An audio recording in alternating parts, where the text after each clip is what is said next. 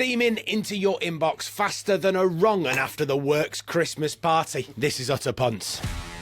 What am I working with? Dan, you have to take a finger. I feel for you all. You can do that, you'll only lose by 20. So betwixtmas is upon us. Denver have figured out they're better off without Russell Wilson, and with 2 regular season games to go for the first time in history, literally none of the divisions in the NFL have been decided. Merry Puntmas. It's incredibly boring. How is that boring? Carry on. Shut up, you. If anybody mentions Taylor Swift, it's a straight red card and a 2-pod ban. We got everything right last week. Yeah, cruised it last week. Pretty sure I only got one wrong. Professional, one wrong.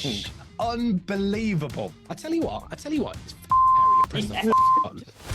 Welcome along then to another Utter Punts in association with endzonekit.co.uk and Beer Keller. Merry Christmas and all that nonsense. Time for another dose of NFL with us, the Utter Punts. Loads to talk about today. We've got games galore. The Christmas schedule excuse me, was gloriously unpredictable, and we cannot wait to talk about it. With me, here in the Republic of Mancunia, he's my red wine dealer, my Christmas Day trivial pursuit partner, and most importantly, the punts purveyor of statistics. It's Dan Horton. Hello, mate. How are you? You okay? We didn't win trivial pursuit this year. Lost. There was an awful lot of help being did. We'll talk about this more later. In Birmingham, fresh off his fearsome festive feasting schedule, that's easy to say, it's what Father Christmas would have looked like had he not gone grey. Hello, Big Dave Keane. Hello. Good stuff. On the way, we'll chat Russell Wilson, Kyle Hamilton, and take a look at all of this week's TV games. There's only 4 of them, assuming, of course, I've got them all written down. Who knows? Welcome along. This is Utter Punts. Hello, good evening, welcome along. Merry Christmas, Dave. Yeah, it's been good. Have you enjoyed yourself? Yeah. It's one of them, innit? Yeah. It's been very, very good. Looking after a dog. Dogs are cool. Happy days. Couldn't agree with you more. You had a good Christmas, Dan? Yeah. Better than Dave, Not in the mood, boys. Oh, no. Oh, no. Did you lose your semi-final, Dave? I did, mate. Oh, no. I'd like to say it's that, but it's cause of this, but it isn't. It's Justin frickin' Jefferson, the asshole. Why? Sorry. What's he done now? Wants Kurt back, doesn't he? Oh. He's not allowed an opinion until he signs a new contract. Bellend. I thought. I'm not having it, JJ. You've allowed an opinion when you actually are signed up for more than like 2 years, mate. Yeah. Oh, and he was doing so well. A couple of fantastic catches last week, wasn't there? One off the helmet. There was one diving catch. He was doing great. He looked like he was going great guns. And now what you've done is just gone and upset Big Dave. This would just be classic Vikings now if they lose Jefferson because they don't want to sack Cousins. Look, it's ruining with Birmingham City, and now it's like what the hell is going on with it? Anyway. Anyway, if there's anybody in the world that understands the trouble that you're currently going through, it's me. I support Manchester United Football Club. That doesn't count, mate. You've won trophies in your lifetime. Get out. And the of Bears are playing well, and they've got the first round pick. And the New York Giants. The Bears are playing well, and playing they've got the first round pick. Yeah, first overall. It's a shame I don't support New them. York Giants. Well, the lady that's protest.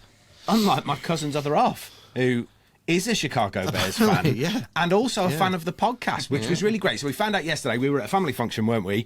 And it turns out that David is a fan of the podcast, listens in the kitchen whilst other things are going on. So hello, David. Hope you're listening. Hope you've enjoyed the festive fixture list. Also a Bears fan, apparently. Must be in the You family. fell for it. Yeah. You fell for it, didn't you? He told you he was a fan just to put you off your Trivial Pursuit.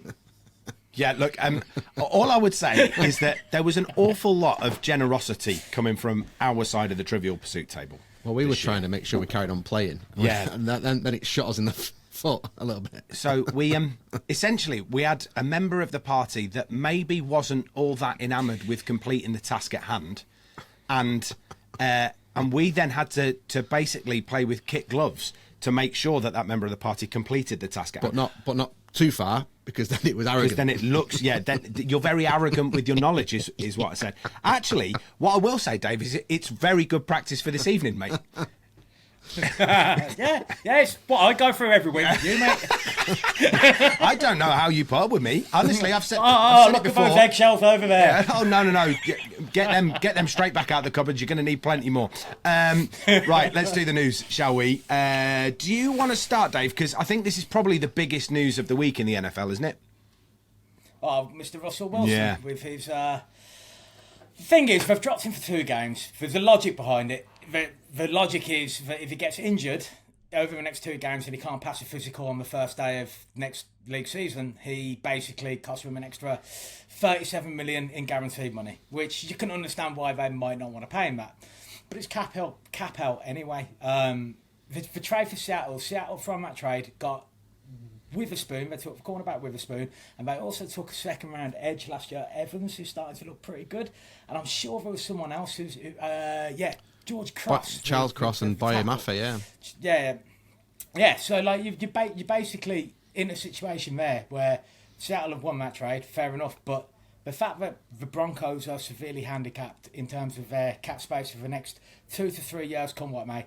I don't know how George Patton still got a job. Admittedly, they seem to have taken duties away from him. He must be on a rather good contract. That can be the only reason they haven't cleared him out of the building, because I don't think Sean Payton would appreciate a move, a gamble like that, which is basically completely hamstrung the organisation. And they're probably going to end up having to clear out a few players and start again. Broncos will be back, I'm sure of that, but we said at the time it was a dangerous gamble. If anyone could have squeezed a bit of life out of Wilson, I think it was Payton, but it's just not happened for them. So there we go. The interesting thing to me was we spoke about this in the offseason. Dave was always hopeful that Sean Payton could maybe turn them around, pick them in the stock market and what have you. And they've shown a bit of signs of being a capable team, haven't they? They've got some results. But the first thing Sean Payton did was sign Jared Stidham. It was his first move in the trade market, was to sign a backup quarterback, a functional backup quarterback. And that sort of showed his intent. I've got it written down here, Dave. If the Broncos cut Russell Wilson after the 1st of June, he will have cost them £124 million in salary, $35 million in 2024 dead cap money, $49 million in 2025 dead cap space, Noah Fant, Drew Lock, Shelby Harris, a 2022 first, second and fifth, and a 2023 first and second. That's the cost of that trade. Do you know what pops in my head immediately? I want to know what's worse, that trade or when Villa signed Micah Richards from Man City and he ended up costing him £60,000 a minute. That's ridiculous. I still think Villa got the better end of that deal. They got a better deal than the Broncos did, didn't they? They might as well have signed Micah Richards.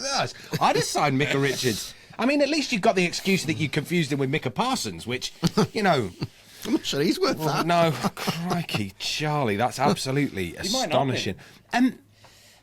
What do they do now? Seriously, if you're that organisation, if you're the Broncos, do you cut your losses here? Do you just go, right, that's it, we're done? You have to. You have to find... And that's why, the other side of it, they'll get a look at Stidham for 2 games. Can he be their backup next year? It's interesting that they signed Stidham as a backup quarterback, because...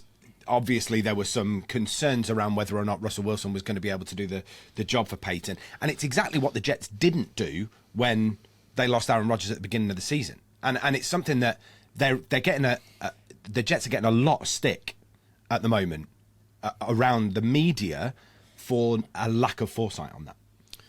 Yeah, I mean, they also didn't do anything about their offensive line, which ruined them last year. So... I think that's the more glaring issue from the Jets. But what they did with their quarterbacks, you can understand it. They got Zach Wilson in there. They thought that Rodgers could come in as someone of a mentor. They didn't expect Rodgers to go down so early. He's not got a track record, really, of getting injured that early. I think he had that broken collarbone against the Vikings early, and that's probably the one season he's missed. In recent memory, anyway. But he's 38 now, though. I mean, and behind a bad offensive line, 38. They get injured. They get hurt, The O-line was the issue, I think. Yeah, but the thing is as well, it's about that team building philosophy. How much money do you want to invest in a quarterback position? They took Wilson, what was it, 3rd overall or 5th overall? I can't remember which it was. He went just behind Trevor Lawrence. So that in the bracket is just off of the top end of that bracket. That's an awful lot of money to be putting into one position, and that might be why they couldn't improve the O-line. That's right. So bringing in another quarterback, it wouldn't have been logical at the time unless they cut Wilson or traded Wilson. Which, if they traded him, they might have been able to free up a bit of cap space to bring in a veteran. But then what veteran QB are you going to bring in? And actually, they were thinking long term when they put it. And Yeah, I think, listen, I think the Sean Payton, them signing Jared Stidham wasn't a play thing where they could fit the coach. I think it was a personality. I think Sean Payton wanted to put him straight in his place. There was rumours that Wilson had his own office and he had his own staff working there. When Sean Payton came in, he basically said, "There's none of that, and here's a decent quarterback to back up." And I'm surprised it lasted this long. Really, I thought Russell Wilson might play 6-7 games, but then he went on this run and sort of they kept it going for the playoffs. But that's what it was, I think. And Sean Payton's now got his way. Yeah, absolutely the case. That was the Russell Wilson news. You've gone with Kyle Hamilton. Yeah, I mean, obviously, I'm a Ravens fan, so I'm going to be a bit of a homer about it. But he is absolutely outstanding. Yeah. I think he's one of the. I think if the season does start a bit later, he'd be in the running for Defensive Player of the Year outright. I think he's that good, and he's making this Ravens defense just absolutely an absolute mind melt for people to try and figure out. Even people like Kyle Shanahan. I said last week that the chance the Ravens had was scrambling Brock Purdy and putting pressure on Brock Purdy from all over the pitch and making him take too long to make decisions, turning the ball over. It's exactly what happened, and it's because of Kyle Hamilton. When you watch it, he is so good, and he plays at all levels of the defense. So he plays as a free safety, and you saw him make a great play in the first half when he picks Purdy off in the end zone, and that's a real turning point in that game because they'd marched all the way down the field, San Francisco, and his close on that pass was incredible. You've then got him making plays as linebacker. He's taking on tackles in the box because he's big enough. You've got him covering wide receivers. He's covering Deebo Samuel on some of these plays. And then you've got him rushing the passer. So he's playing as a defensive end. So he's playing at every single level. And on the play, there's one play where he gets pancaked for a foul, where he gets chop blocked by McCaffrey and one of the offensive linemen. Mm-hmm. The flag comes out for a chop block, so it's already a penalty to the Ravens. He gets up from that and recovers to make the interception on the same play. Unbelievable. He's an absolute monster, and I think he's changing. He's a hybrid of all those things because of his physicality, and I think he's the sort of player that changes NFL defenses. I think he changes the way that players will become drafted. I think they'll draft players of his athleticism and his physicality, and they'll make him this sort of position, this high position, will become a thing in the NFL based on his play because he is playing at a level that I've not seen, and I'm really looking forward to watching him in the playoffs. It already is a thing in the NFL. Yeah. There was a player who used to do exactly the same thing on the Vikings, Harrison Smith. We should have taken Kyle Hamilton. Was he ever big enough though, Smith? Because Hamilton is a monster. He's 6'3". I know. Smith is. He's not a small guy. He had one game this season with 3 sacks because he was basically. But this is back under Zimmer. So when Zimmer was doing his double A gap blitzes, he was using Harrison Smith in exactly the same way you're currently using Kyle Hamilton. We traded back from the spot where we could have taken him, and we took Louis Sean and Andrew Booth Jr. instead with that draft capital. Hamilton was rated as a. Two draft guys that I really like, Joe Marino and Carl Krabs, the draft dudes, they had him rated at number 2 player in that entire draft. And they couldn't believe he fell outside the top 10. And they have a good process. They basically structure things in tiers. Kyle Hamilton's an absolute dude, mate. He's going to be one of the best players in the league for the next 5-6 years. No, he's great to watch. I hate you for it as well. He still has purple. We're my Christmas Dan. He still has purple. The evil purple.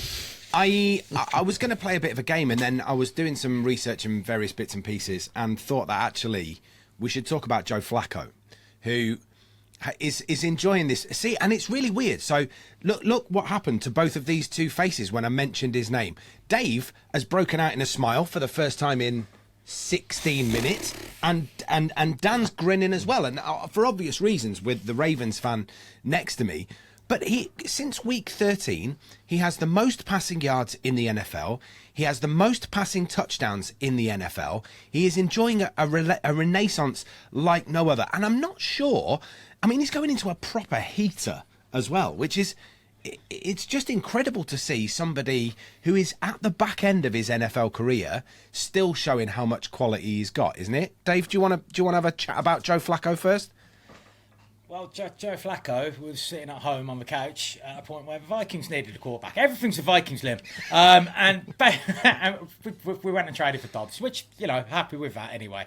I don't appreciate the way O'Connell created an offense for him. There was an interesting breakdown from Kurt Warner as well, where he basically went through where O'Connell had gone wrong. So it wasn't just me looking at it and wondering what the hell was happening.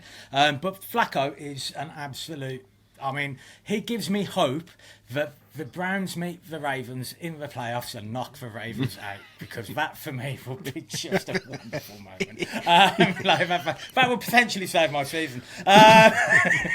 But also, thank you, Joe. You've got a proper arm on you as a quarterback. You've turned Amari Cooper into an absolute legend.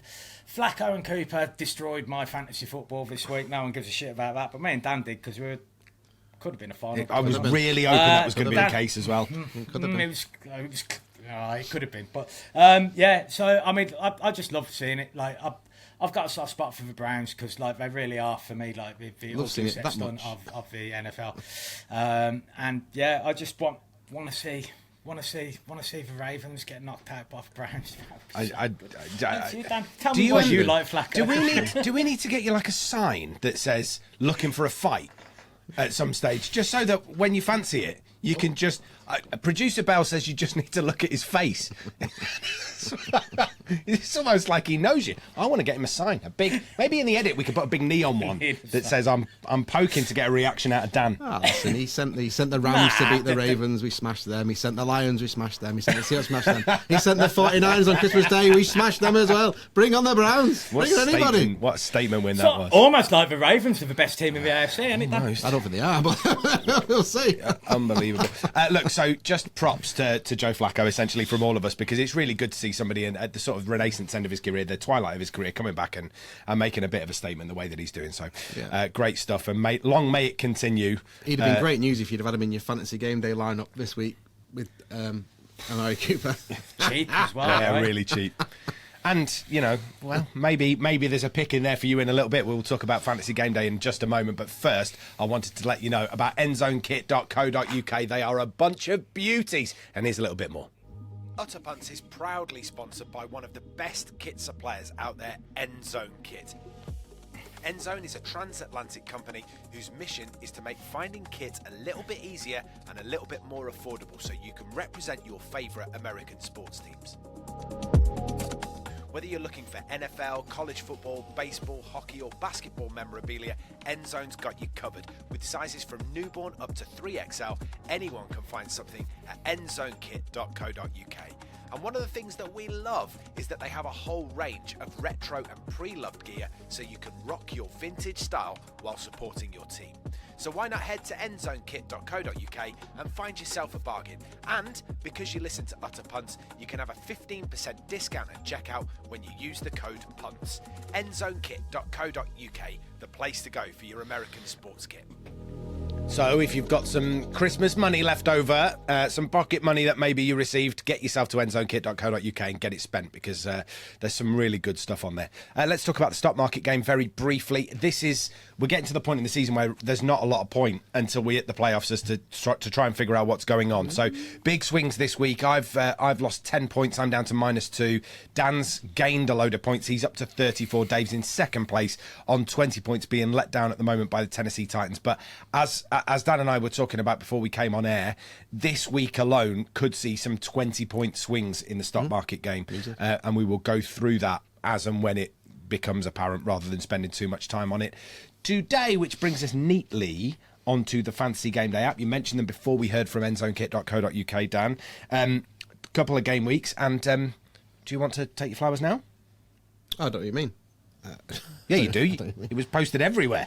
I saw it all over social media that you'd won. Yeah, we won that. Well, I won that. Yeah, it was fairly straightforward. I just listened to my advice, ignored Dave completely, and put Amari Cooper in instead of Amar St.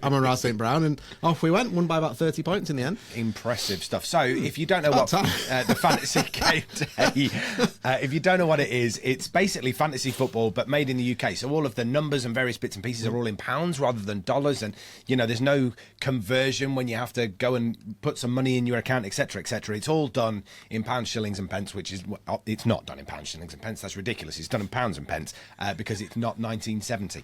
It would have been so good. I'll tell you what, one thing, and it's worth saying this, because the money was in... The winnings were in my account the morning I woke up, and it was in my bank account the next day. Oh, that's impressive. So they're a good bunch of dudes, really good bunch of dudes. So head to fantasy.gameday app or either of the app stores to get it downloaded. Just search for Fantasy Game Day. You'll be able to do that. If you deposit £7.50 to play your first game, Use the code PUNTS when you register, and we will sort out a free entry the next time you want to play. So £7.50 on us. It's like buy one, get one free, which is absolutely magic. Every week we try and give you a couple of suggestions, one from Dan, one from Dave, about who might be a good pick for Fantasy Game Day this week. Dan, you're going first. What have you got? I want AJ Brown. I want the Eagles are playing the Cardinals. It's a big bird, little bird game, so expect fireworks. And I think the Eagles, after having got the wheels back on the ground against the Giants, will, I think, now start trying to spread their wings a little bit. And I think they'll explode all over the Cardinals. And I think AJ Brown is due a big game. Remember at the start of the season, he went on 6 games, 150 yards plus. I think there's a monster coming. 2 touchdowns, 150 yards. He'll win you your league, get him as captain. £6,000, cheaper than Tyreek Hill, who's injured, playing against Kyle Hamilton, the Ravens. Good luck. I'll take AJ Brown all day. I'm looking forward to previewing that one in a little minute. Dave, what have you got? So, Najee Harris of Pittsburgh Steelers, who's currently carrying quite a bad injury, and Warren, is it James Warren? Who I think is Jaylen Warren. He's basically his backup who normally comes in on third downs, that kind of thing. I think he's going to get a lot more volume, and he's only 3,800 as a running back or flex option in there, and I think that could prove to get you into the high teens, I think, just based on the fact that he's probably going to be getting a lot more run time than he would do normally whilst Najee's hurt. Good stuff. Thank you, gents. Don't forget, this is 18 plus only. Gamble responsibly, and if you think that you have a problem, head to begambleaware.org or seek advice from elsewhere. We'll move on to the previews. Liam, is what we're going to do next. But before we do that, I just want to give you a bit of a state of play as goes the playoffs, because we are 2 weeks ago. Just wanted to try and give you a bit of a very brief overview of where we're at. Good luck. So, confirmed as having made the playoffs at the moment in the AFC, Dolphins and Ravens. Confirmed, yes. Boxed off. Don't know whether or not they go through as champions or wildcard yet. We will find out a little bit later on. And there's all sorts of seedings up for grabs as well as we go through the next couple of weeks. But definitely in the playoffs. In terms of the NFC, there's 4 confirmed over there. So the Lions, they will win their division. The Eagles, the Niners and the Cowboys are all confirmed in the playoffs. That means there are 3 spots left open in the NFC, and there are 5 slots left open in the AFC. So when you're watching the games this weekend, understand that AFC teams have more slots available for you than the NFC teams. Right.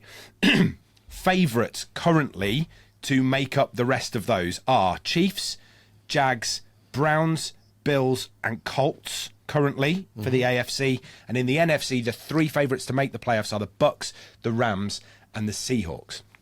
However, this is where it gets a little tricky, because with a load of these teams playing each other this weekend, you never really know. So, for example, in the NFC, the Vikings-Packers game, which we're going to talk about in a little moment, the winner of that has got a 50% chance of actually making the playoffs. So it gets very confusing very quickly. So as we're talking through these games that we're going to do on the TV, I'll try and give you a bit of an idea as to why they're important as we go through. All of that makes sense, everybody? Good. Beautiful. Tried to do that as quickly as I possibly could without boring everybody to tears. Shall we start with the Detroit Lions at the Dallas Cowboys? I think we should. Sunday, 31st of December, 1:15. So it's Saturday night football. This is great. So the Lions currently hold the number 3 seed, but they could end up with the number 2 seed or the number 1 seed. They've got 30 points plus in their last 3 games. They rank 3rd for yards per game rushing in the league, 6th for attempts. Their offense as a whole is currently ranked 5th for points per game in the whole of the NFL. They are absolutely brilliant. But the Dallas Cowboys are at home. Yes, exactly. Yeah, and the Dallas Cowboys at home are the best team in football. So. Yes. And the Lions on the road haven't been that good when they've played really good teams. And the problem is that the Cowboys do everything the Lions don't want you to do. So they'll attack up the middle, they'll put pressure on Goff, and we know what happens when Goff gets under pressure. He makes bad decisions and they don't move the ball as well. Look what happened on Thanksgiving, look what happened against the Ravens. So it's a worrying game. And also the Lions, obviously, we just said it, the Lions are the only team that have won their division. I mean, it's a soft division. Anyone could have won that, really. NFC North, rubbish. So they cakewalked it, obviously. And they haven't played anyone decent, but so that are they now thinking about January? They can't really move their position. I don't think they can get the 1 seed, but it's highly unlikely that the Eagles and the 49ers will lose both their games now. So it's a bit of a free shot for the Lions to sort of warm up, but I don't think they'll be as keen to do it as the Cowboys, who are still fighting to get the number 1 seed and still fighting to get ahead of the Eagles, because the Cowboys can still get the 1, 2, or the 5. And no, they can get the 2 or the 5. Yeah. They can't go any lower really than 5, and they can't go any higher than 2. And they're unlikely to drop behind the Lions. So the Lions can't move. It's one of them. It's a tough game. All in all, forget the playoff constitution. The Cowboys are much better at home than Lions are on the road. And for me, they do everything that hurts the Lions, and the Lions can't really do anything to hurt the Cowboys. So for me, it's not even close. It's probably another 40-point drop, and it's probably 40 points to 17 or something. So. Yeah, and Dallas AT&T have put 30 points plus on it each of their wins at home this season, and they're 7-0 at home, Dave. It's quite an incredible record for the Cowboys. They destroyed the Lions last year as well in the same fixture. The Lions are a team who just don't cope well with that interior pressure. We know that. It's mainly if they goes for QB goes. I actually think that Goff is a very accurate guy, and when he first came into the league, I didn't think much of him. I think he's an NFL starting quarterback now. They just need to make sure that there's a little bit of a lack of pressure in the middle. I don't think there's that much that the Lions are psychologically think that they're capable of achieving. I think that they don't consider themselves better than the Eagles or the 49ers, and that'll be a problem for them from that perspective. So I don't really see this as anything but one-way traffic, because the Cowboys are out to prove that they're a good team. They'll end up smashing up the Lions, and everyone will be talking about the Cowboys as a potential Super Bowl winner until they play someone good again. That's exactly right. They'll win these next 2 games, look really good. Everyone will talk about them as being a good team, and they'll play someone decent and get smashed. It's the same every year. I think you're welcome right. Welcome to Christmas and New Year. What's really interesting is that Dan Campbell came out after the game last week and said that they were hunting for the number 2 spot. That's what they wanted to do next. I'm just not sure. I'm just not sure that's right. They've got the last 2 games, Cowboys, and then they're facing they've got the Vikings again, haven't they? So, there's one win there. Yeah, well, I agree with you. Where it comes is... And listen, this is a funny game. Sometimes there's no pressure on them. You know, they can afford to lose. They may play a bit freer. You don't know. They could surprise them, but Dallas There's no point in them showing anything. Actually, decent bet, because they've lost the last 2 games. No, the Lions now are thinking about the playoff game, and they must be thinking for playoffs. What's really interesting... Yeah. It would be very Dallas, though, wouldn't it, to go all the way through the season without losing at home, and then right at the end lose at home to blemish that record. That feels like quite a Dallas thing to do. Well, at the minute they're not playing at home. They'll be playing on the road, because they'll be going to the number 2 seed probably at the first round of the playoffs, and then they'll be on the road again. So could be interesting, couldn't it? Who are you picking, Dave? I'm picking the Cowboys. I mean, Dave? I do love Dan Campbell. Hello. Yeah, no, we've got a bit of a delay on the line, but he's gone with the Cowboys. We just heard you say you love Dan, so we just stopped from there. Yeah, I do love Dan. Dan's a good man. Are you going Cowboys, Dave? Yeah. Yeah, man. Yes. Cool. Yes. Dan? Yeah. Yeehaw. Yeah, ride them.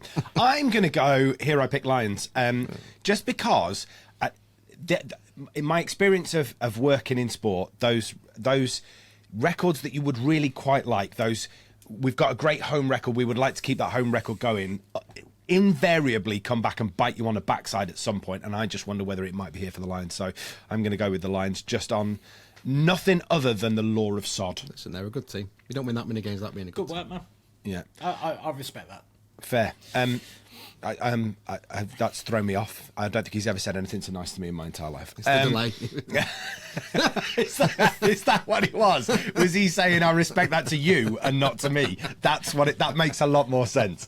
Right, let's do Dolphins at Ravens.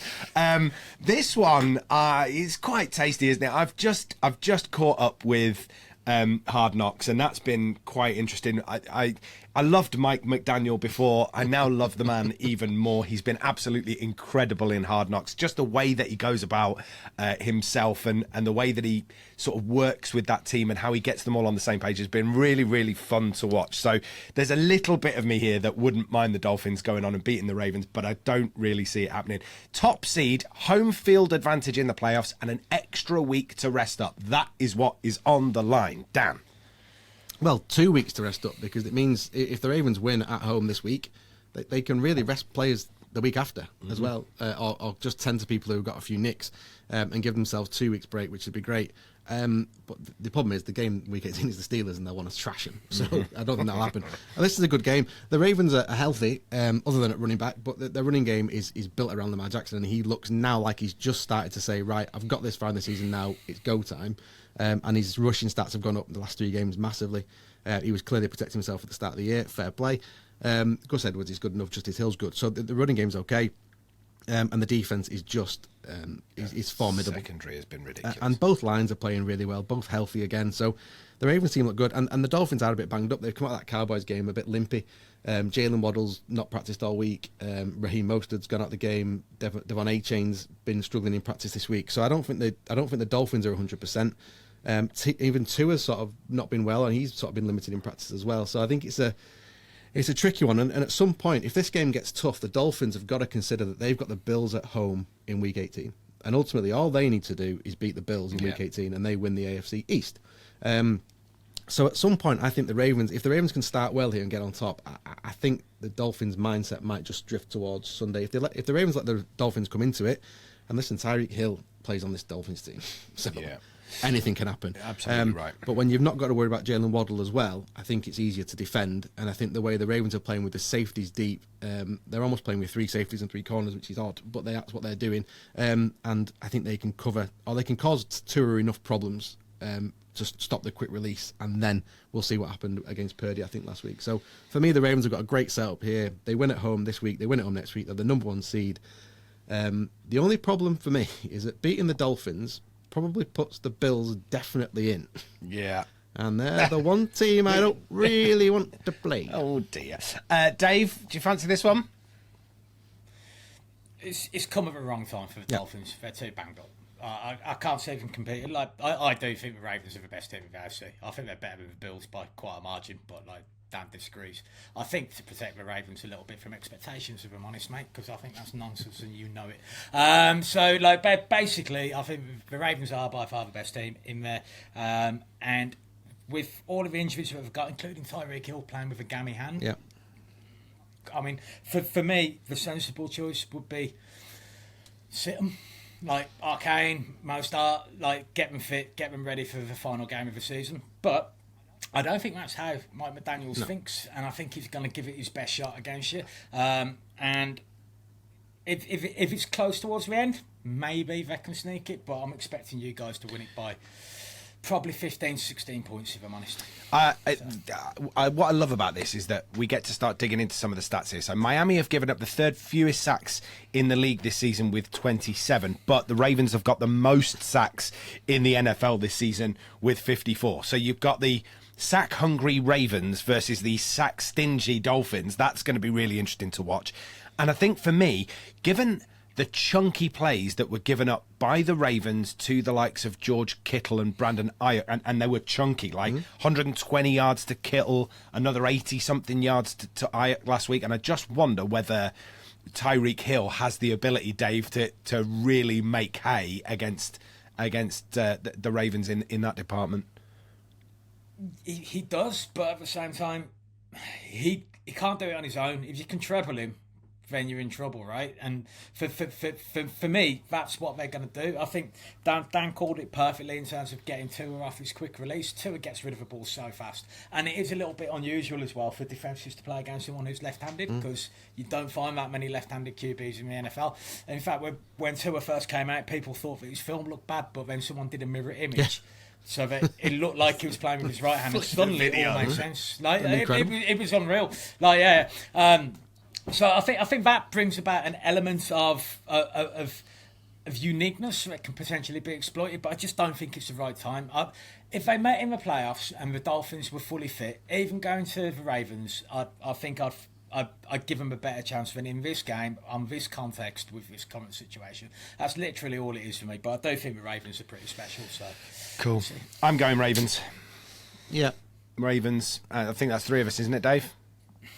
Evil bird. Yeah, evil bird gets the pick. Right, okay. Time to talk about one of our other sponsors here at Utter Punts, and that is Beer Keller. The brilliant guys at Beer Keller, specifically in Manchester, but they have got branches elsewhere, the likes of Birmingham, Nottingham, over in Leeds as well. What a great place to go and watch the NFL on a Sunday. They do great food, great drinks, and they've got great spaces for you to be able to watch it with like-minded fans, and it's brilliant. We're going back to do a couple of live shows, I think, before the end of the NFL season. Can't wait for both of those. You're probably having a look now at the pictures that are that we got from the last time we were there, and it was great fun. They have been brilliant with us. We recommend them highly. If you're in and around any of their venues on an NFL Sunday, get yourself down there. It's well worth it. Right, we'll do second lot previews after this. It's only 4 games this week, which means we're absolutely rattling through these, which is great news. I think this one, out of the 4 TV games, I'm going to say something quite controversial here, I think. This is the one that I'm looking forward to the least. And it's the Cincinnati Bengals at the Kansas City Chiefs. And normally, I love watching the Chiefs. Normally, I love watching to see what Mahomes is going on. But I've got 2 questions for you both, and I'm going to let you both answer them. Firstly, what on earth is going on with the Chiefs? And secondly, is this a Mahomes problem? Is it a receiving problem? Or is it an everything problem? Dave? It's a coaching problem. It's a coaching problem. He might have... Yeah, it was not the most popular of men in Kansas City, but he used to argue an awful lot with Mahomes and Reid, but that can be healthy, right? You can end up coming to a conclusion that everyone's happy with. I don't think that the new OC, I can't remember his name even, I do know it, it's Nagy, isn't it? Yeah. The former Chicago Bears head coach. Now, Matt Nagy failed with multiple quarterbacks. He clearly has a good, decent relationship with Mahomes. I think they get on well, but it was a questionable appointment at the time, just based on what had been going on at the Chicago Bears. He had previous experience in Kansas City, so he went back there. He became the OC based on Eric Bieniemy moving on. And yeah, for me, they just don't seem to be on the same page. I don't know whether or not they're not quite as on it in training, or as organised in training, or as drilled in training by somebody who's really cracking the whip for them. I just don't know what it is, but there's something not right. There's too many false starts, there's too many penalties. I'm not entirely sure why they thought it was a good idea to get rid of to not pay Orlando Brown, and they've ended up with moving someone who used to be a left tackle to right tackle, who's been offside on multiple occasions this year. They just don't seem particularly well organised.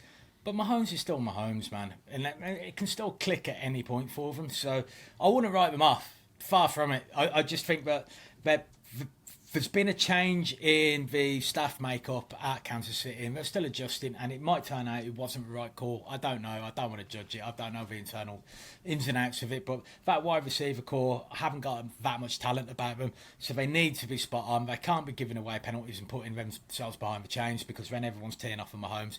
And that, for me, is it, really. You double up on Kelsey underneath. You make sure that you got someone like near one of their wide receivers who have a habit of dropping the ball as soon as they think that they're in trouble. So, but I was surprised at some of the throwing from Mahomes in the last game, where I felt he missed a couple of wide open guys as well. So maybe everything's getting to him a little bit, but maybe it's still Patrick Mahomes. He's still the top quarterback in the league.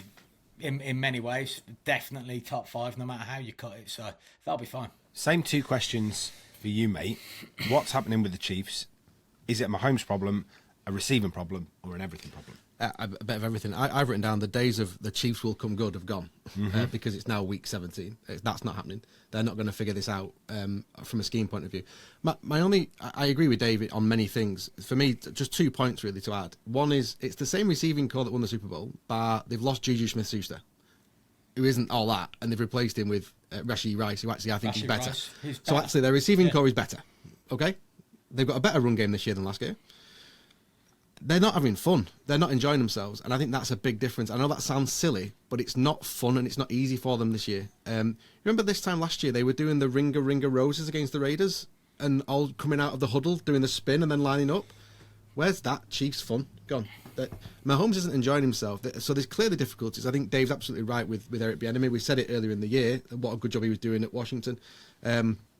So for me, it's not the receivers, because it's the same receivers that were there last year. Is it the coaching? Probably, but the culture just doesn't seem as good. They don't seem to be. They just don't seem to be enjoying themselves. And for me, the Chiefs were always great to watch because they were really enjoying playing the game. The game isn't fun at the minute in Kansas City, and I don't think they're going to figure it out this year. They're done for me, the Chiefs. Is your mum shouting you for your tea, Dave? Nah, it's my cousin shouting for her son Matty to go. Fair enough. I was going to say, he's still sat in his seat. If my mum was calling me for my tea, I'd be straight down the stairs. And just too much of a boss for me to say anything otherwise. Right, who's winning this one? Bengals or Chiefs? Chiefs for me. After everything we've just said. But only because the Chiefs' defense actually is playing really well still, and I think they'll do enough to stop the Bengals. And I don't think the Bengals' defense is particularly good. So if they're going to get going, I think this is it. And the Chiefs will win. They'll make the playoffs. But I would rather play Mahomes than Flacco. There you go. Yeah, absolutely right. I've just put on here, Dave, the Bengals secondary isn't brilliant, and I think that's probably the reason that I'm going with the Chiefs. I'm just enjoying seeing Jake Browning absolutely melt down and showing everyone why he's cut. Still angry about that. Good. Honestly, man, you little asshole. This podcast is cathartic for him. You know, it gets to the end of it, and all of that venom has come out against Browning, and it's fine. He goes away, and he has a nice sit down, and everything's all right. How's your back, Monday Dave? night, and the Vikings play again. My back's been all right, man. Yeah, my back's been all right. I can't blame pain today. Well, sometimes me being a grump. Sometimes the absence of pain can be aggravating. I don't. Liam sadomasochistic tendencies are brought before.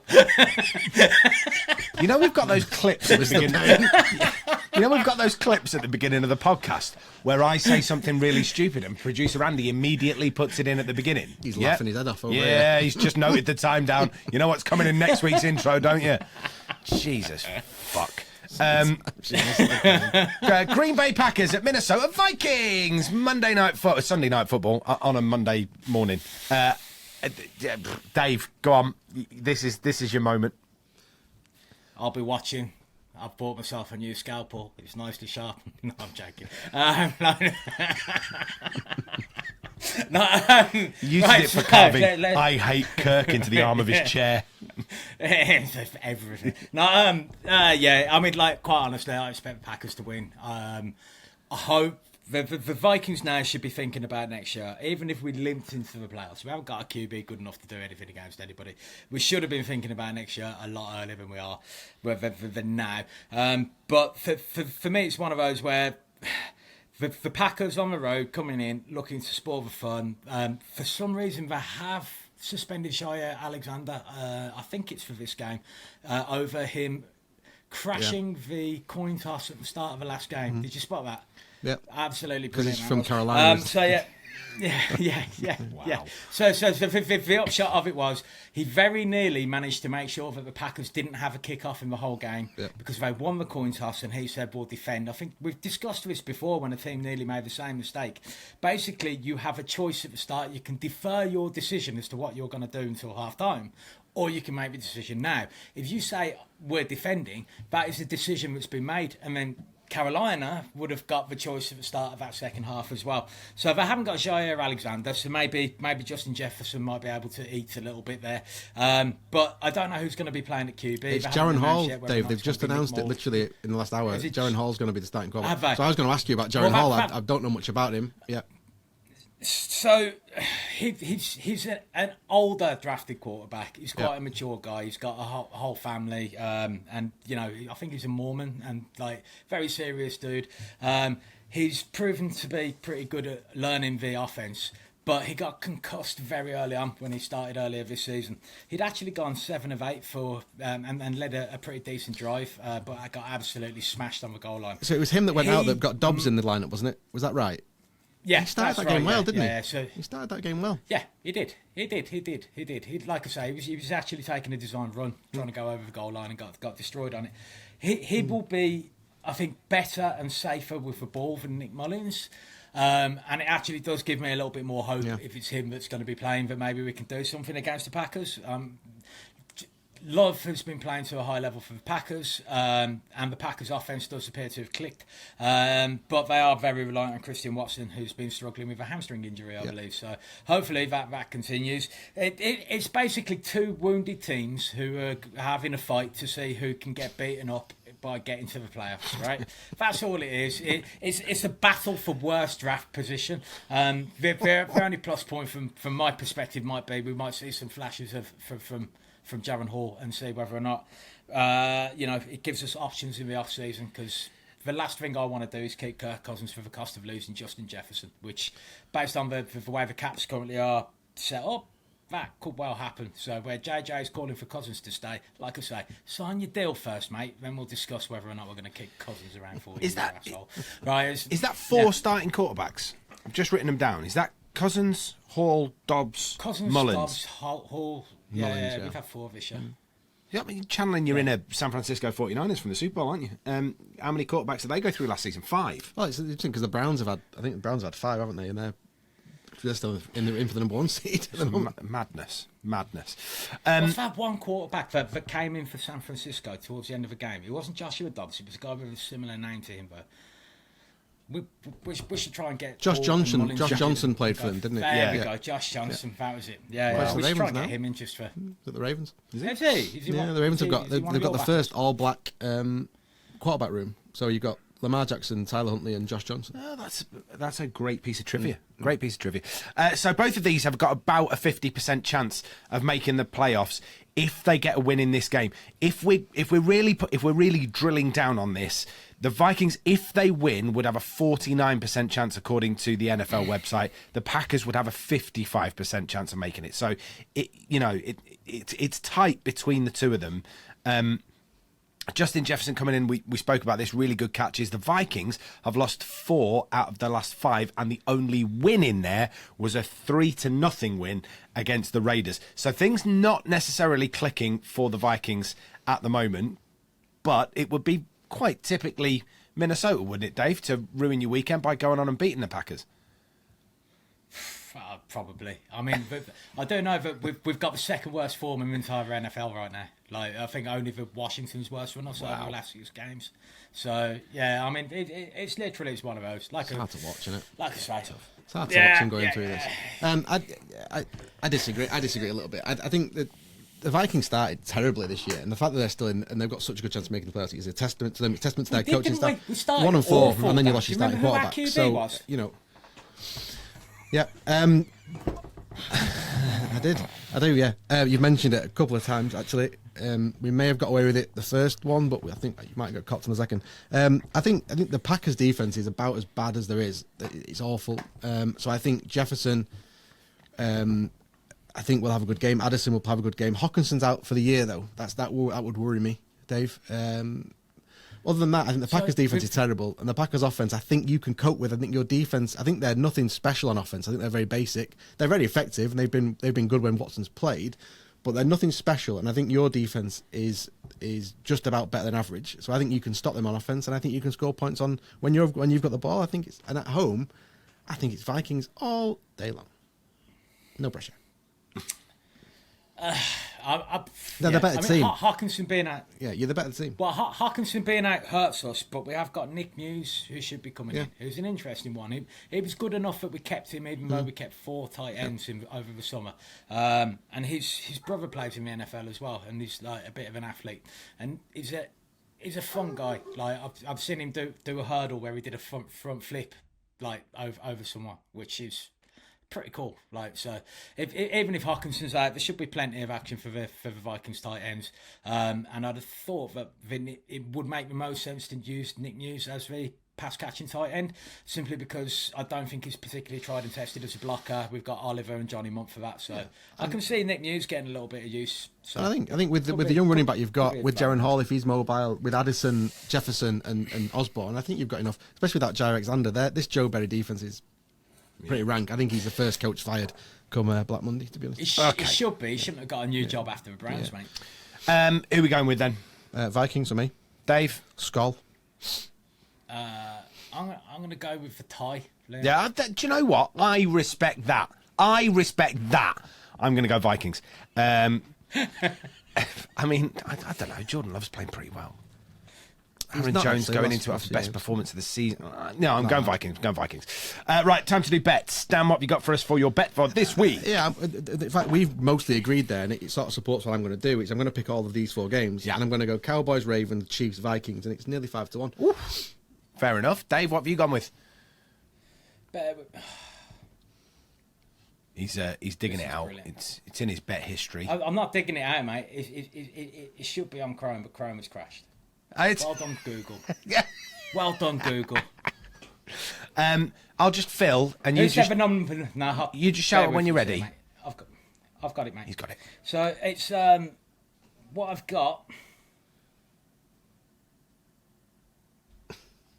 Chrome has crashed again. We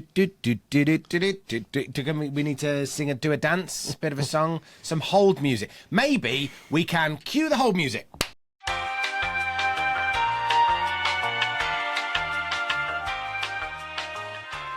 I went with CD Lamb, anytime touchdown scorer for the Cowboys. And then, come on, let me just see the bet. Damn it, I knew I should have screenshotted it. Then I went with AJ Brown for the Eagles, and I've gone with Justin Fields for the Bears, and I have also gone with... It's gone big. I know, yeah. It's not bad, this. I've also gone with your boy Gus Edwards against the Dolphins, and basically that's 4.